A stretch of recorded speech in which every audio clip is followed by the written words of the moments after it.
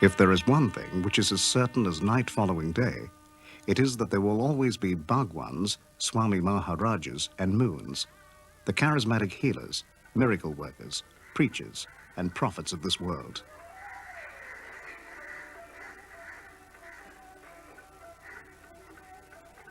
So too, there will always be multitudes of followers, ready to don garments of orange, sky blue, or white, and to hand over all their earthly belongings, and even substantial sums of money, in exchange for the prospect of being delivered from a drab existence. All too often, these gullible followers eventually fall prey to less than divine vices, such as greed and tyranny. Time and again, they misplace their trust in false prophets and the Antichrist, despite the Bible's warnings in the book of Revelations. But need things always end this way? Millions of people the world over now believe that without a shadow of doubt, Sri Sathya Sai Baba is the one and only true God come to earth in human form. Sai Baba teaches the unity of all religions.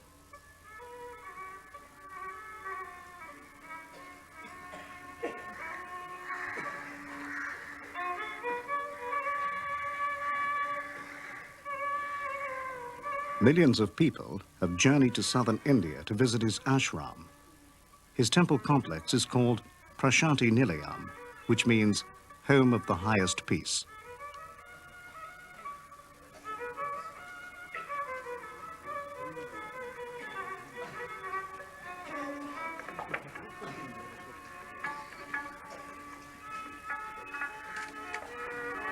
This is Sri Sathya Sai Baba, a man small in stature, dressed in orange robes with a thick crop of curly hair.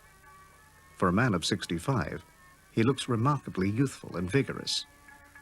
According to many eyewitnesses, Sai Baba has performed all sorts of miracles. He can conjure up jewels out of thin air, make rice and fruit multiply, cause the wind to blow and the rain to fall, cure the sick, and even wake the dead. Feats which defy human comprehension, as he himself describes them. Over the past 20 years, his temple complex has grown to be one of the largest in the world. It is visited daily by 10 to 20,000 followers, or devotees, as they're usually called.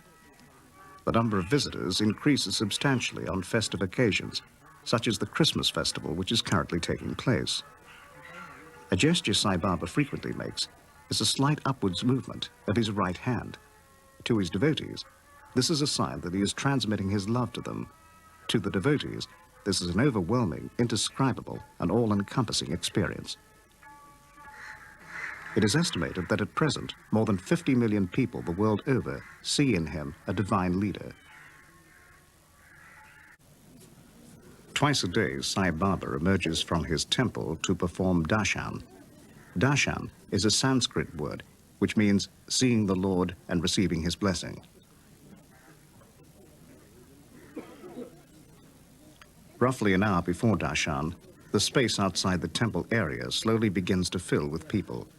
All the devotees sit on their mats in rows, or lines as they are called.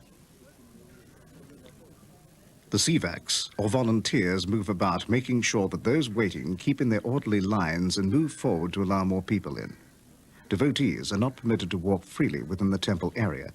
With more than 10,000 people to contend with, all of whom would like a front row seat, it is essential that order be maintained.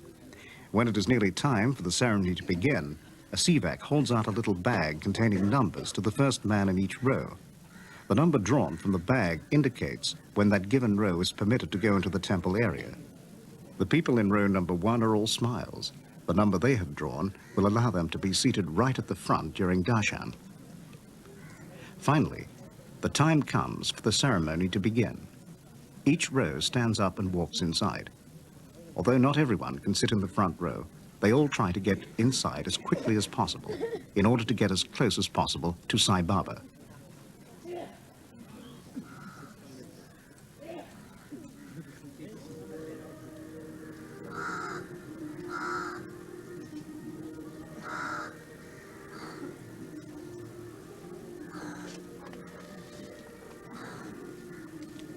Those who are sick but still able to walk are also given a place. Volunteers bring chairs for them. Just before Darshan begins, they are allowed to go in by a separate entrance, rather than having to wait their turn like the others.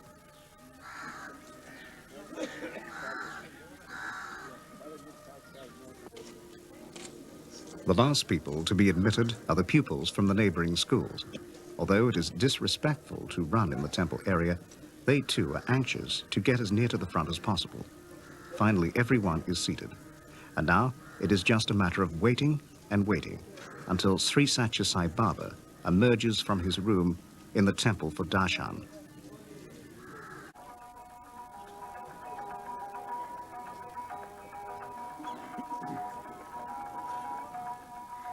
Darshan is a form of worship. Sai Baba's followers show their devotion to him by joining hands as if in prayer and lifting up their eyes to him. Darshan is the devotees' virtually sole opportunity of seeing Sai Baba in person and having some form of personal contact with him.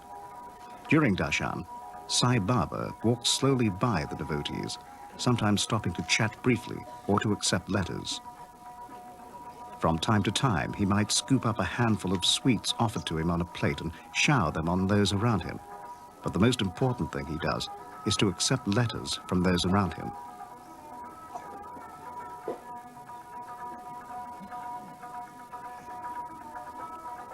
The letters contain personal questions and problems. People believe that Sai Baba knows the contents of the letters the moment he takes them in his hand.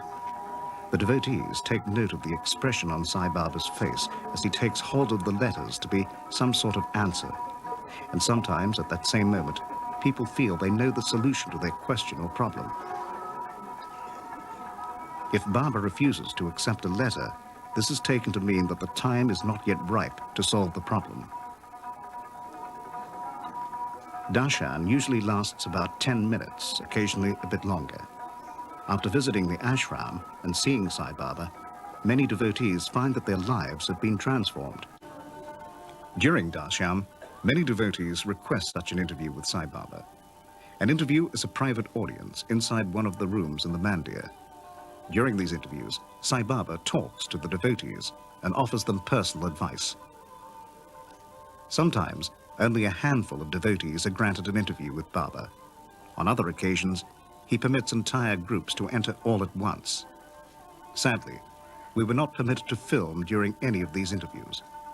Baba himself was the only one who could grant us an interview, and so we sat patiently through Darshan twice a day, morning and afternoon. Occasionally, we were fortunate enough to be seated right at the front, but in all the 4 weeks we were there, Baba unfortunately never granted us an interview. Ash has been used in India as a spiritual symbol for thousands of years. Sai Baba calls this ash Vibhuti. To devotees, Vibhuti is tangible evidence of his love and protection. It is also a symbol of the cycle of life and death. It is also believed to have curative powers.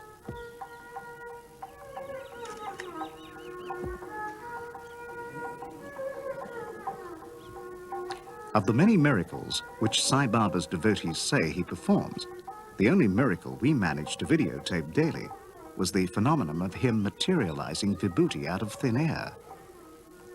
But is it really a miracle? The footage we shot makes it difficult to believe that this holy ash was really materialized out of thin air.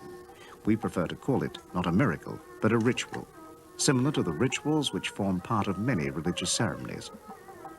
It is Sai Baba's way of satisfying man's need for myth and ritual. Demand for Vibhuti is high, too high in fact. This is why many years ago it proved necessary to manufacture it in large quantities. This man-made ash is packed by volunteers into sealed plastic sachets made especially for this purpose. During Darshan, Sai Baba blesses each sachet. In addition to making Vibhuti, devotees claim that Sai Baba can also make chains, watches, bracelets, and rings materialized. Many of these objects are emblazoned with a picture of him and bear an uncanny resemblance to the rings and bracelets you can buy in the little shops outside the ashram. Others are unique in shape.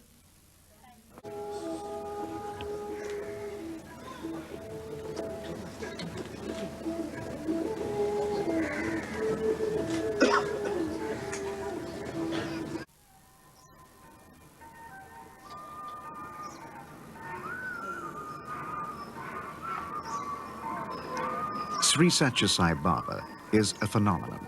Of that there can be no doubt. His appeal to millions of people the world over is indisputable.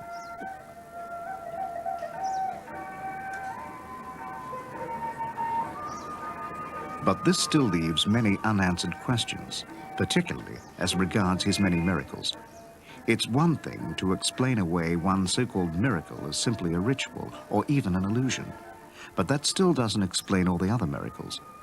Nor does it explain the unwavering belief and unshakable trust of the many millions of people who are perhaps more sensible than we are, and who simply listen to the message, which is Sai Baba's life.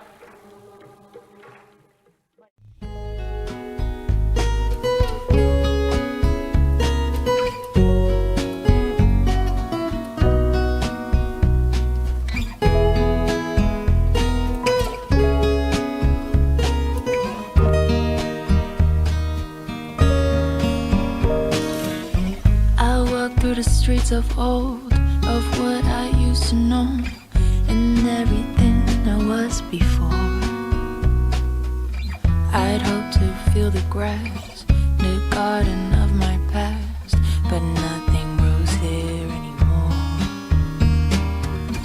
I walked up to the hills of what I used to feel, of what I thought belonged to me. I saw faces there, all painful places where I no longer need to be. One by one, I let them go. I give them to the wind. I say goodbye to dead-end roads. A new journey begins. Thank you for the lessons learned. Thank you for our time. I'll bring some of the memories, but I'm leaving those behind. There in the line, there in the line, I give them to the wind. One by one, I let them go. A new journey begins. I saw her face again, an old familiar friend. We hadn't spoken in a while. Back then I never knew I would abandon you. And then she answered with a smile. I stopped and closed my eyes just when I realized I carried all these stones around. All this uncertainty of my identity.